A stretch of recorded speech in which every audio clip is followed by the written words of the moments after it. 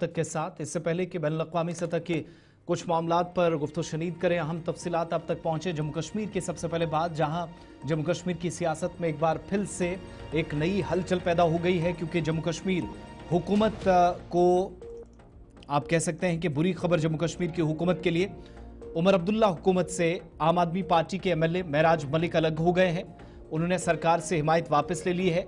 Support letter जो उमर अब्दुल्ला की government को उन्होंने दिया था वो वापस लेने का उन्होंने ऐलान कर दिया है। हुकूमत अवामी मफाद में काम करने में महराज मलिक के मुताबिक नाकाम साबित हुई है।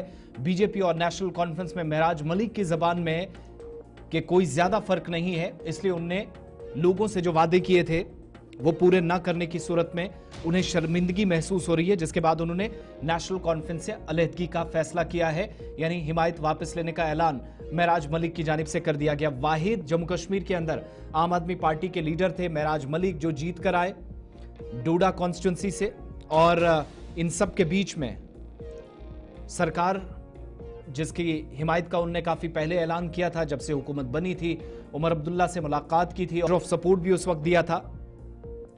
कुल मिलाकर आप देखेंगे तो 4 आजाद उम्मीदवार, कांग्रेस के 6 और नेशनल कॉन्फ्रेंस के अपने 41, कुल मिलाकर 51 लोग बन जाते थे जो सरकार इस वक्त चलाते हैं। लेकिन इन सब के बीच में बड़ी खबर इस वक्त ये कि जम्मू कश्मीर नेशनल कॉन्फ्रेंस के लिए कोई अच्छी खबर बिल्कुल भी नहीं है। महराज मलिक जो नेशनल कॉन्फ्रेंस से अलग हो गए हैं, बल्कि नेशनल कॉन्फ्रेंस का वो हिस्सा नहीं थे, लेकिन नेशनल कॉन्फ्रेंस की हुकूमत के साथ थे, सरकार को उन्होंने सपोर्ट दिया था और बड़े संगीन इल्जामात लगाए कि उमर अब्दुल्ला वज़ीर आज़म मोदी, वज़ीर दाखिला अमित शाह की हाँ में हाँ मिलाते हैं, सिवाय बीजेपी के हक में बयान देने के अलावा हुकूमत के पास कुछ नहीं।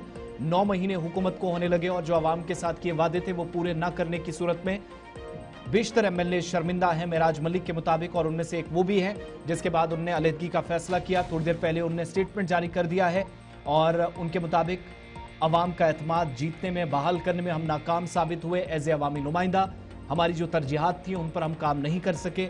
अवाम की फलाह बहबूद और जो अव्वलीन तरजीह उनकी थी, अवाम के लिए कामकाज हो, तामीर और तरक्की को यकीनी बनाया जाए, महराज मलिक के मुताबिक हम उसमें नाकाम साबित हुए।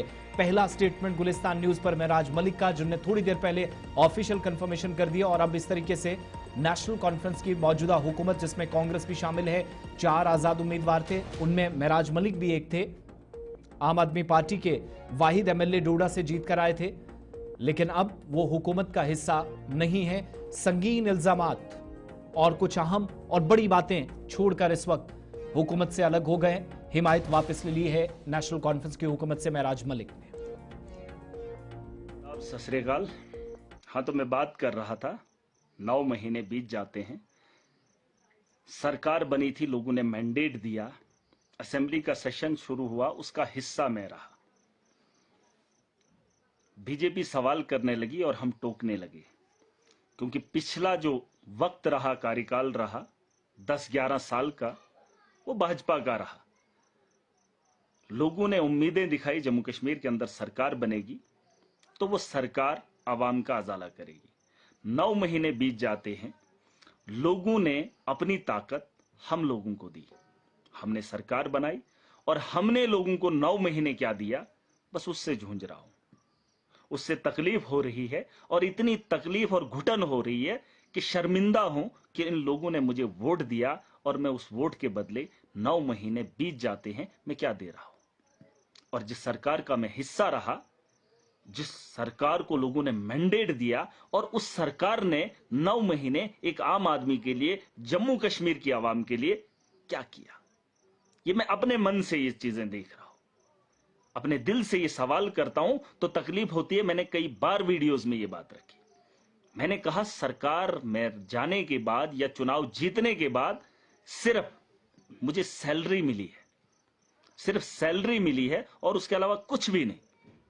लेकिन आज जम्मू कश्मीर की उसी आवाम को जब देखता हूं तो घुटन होती है, घुटन होती है। लेकिन आज मेरा सब्र का पैमाना भर गया।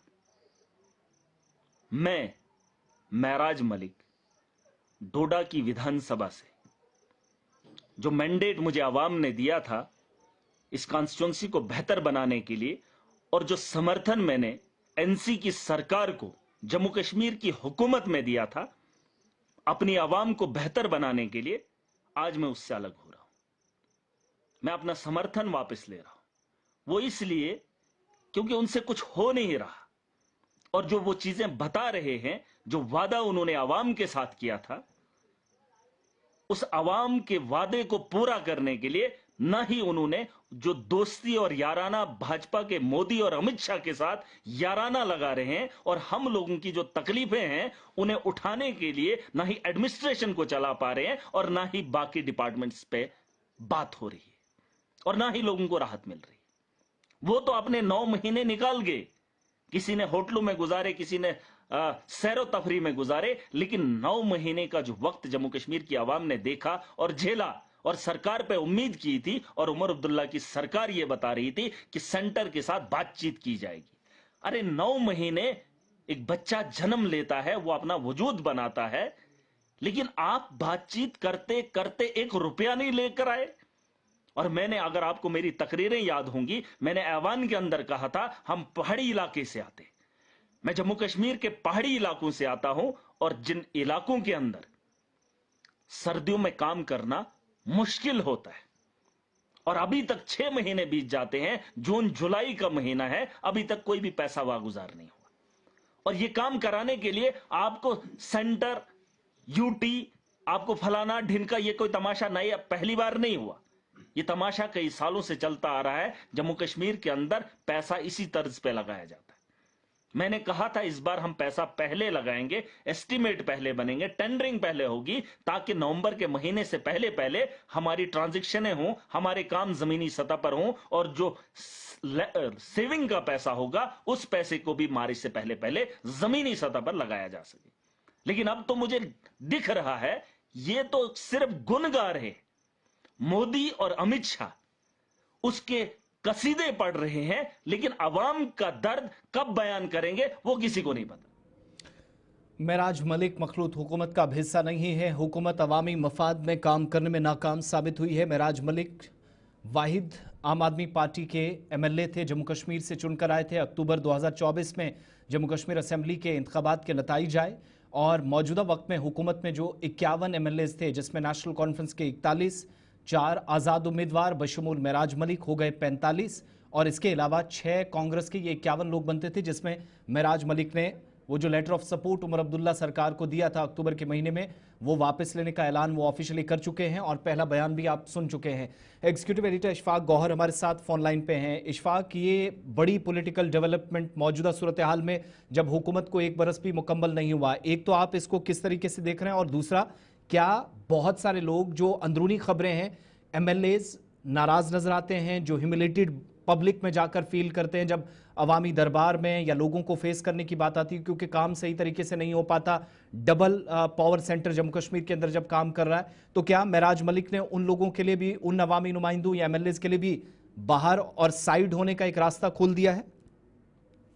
देखिए, जहां तक सरकार की आप बात करेंगे तो उमर अब्दुल्ला साहब का स्टेटमेंट आपको याद होगा, जो गुज़श्ता दिनों हमने भी ऑन एयर किया था, जिसमें उन्होंने अपनी बेबसी का इजहार किया था और कहा था कि अफसर को अगर आज एक काम बताते हैं तो वो 10 बहाने बताता ना होने के, जबकि माजी में एक काम बताते थे तो 10 रास्ते बताते थे किस तरीके से होगा। नंबर 1। नंबर 2, आपको ये भी याद होगा कि उन्होंने खुद ये माना था कि जिस यूटी में हम इस वक्त है, यहाँ पर ये असेंबली होना या स्टेट होना, ये सरकार होने का कोई फंडा नहीं है, क्योंकि डुअल कंट्रोल में है। ये उनका पार्ट है। आज लेफ्टिनेंट गवर्नर साहब ने श्रीनगर के अंदर एक बड़े अवामी दरबार में जो बात बताई कि मेरे पास सिर्फ पुलिस है, बाकी सारा सरकार के पास है, जो ये चाहे करें, मेरी तरफ से कोई प्रॉब्लम नहीं है, तो ये सीधे बता रहा है कि all is not well in political circle and administrative circles, जो जिसकी सरबराही उमर अब्दुल्ला साहब कर रहे हैं। एक तरफ से ये जो पॉलिटिकल सर्कल्स में और एनालिसिस और जो सियासी मुबस्सिरीन अपनी बात रख रहे हैं, लेकिन इस बीच शाम होते हुए एक नया बाब तब खुला जब आजाद उम्मीदवार और जो दिल्ली की पार्टी एक है, उसके रुकने असेंबली मेराज मलिक ने अपने सोशल मीडिया साइट पर इस बात का ऐलान किया कि जो अनकंडीशनल सपोर्ट उनकी तरफ से आम आदमी पार्टी के रुकन की हैसियत से उमर अब्दुल्ला वाली हुकूमत को दिया गया है जी, वो वापस ले रहा है। अभी सरकार को कोई खतरा नहीं है, सरकार इन एब्सोल्यूट मेजॉरिटी, लेकिन एक पॉलिटिकल क्वेश्चन अराइज हो गया है कि हमारे पास पहले ही ये इतलात थी और पिछले कई दिनों से ये खबरें गश्त भी हवा में कर रही थी। बहुत सारे लोग नाराज हैं और नाराजगी की वजह बहुत सारी है, जिनमें काम न होना और अफसरशाही जिस तरीके से उरूज पर है और जो दीगर मामला चल रहे हैं, उन तमाम मामला को लेकर मुख्तलिफ MLAs across the party line जो थे वो नाराज दिख रहे थे।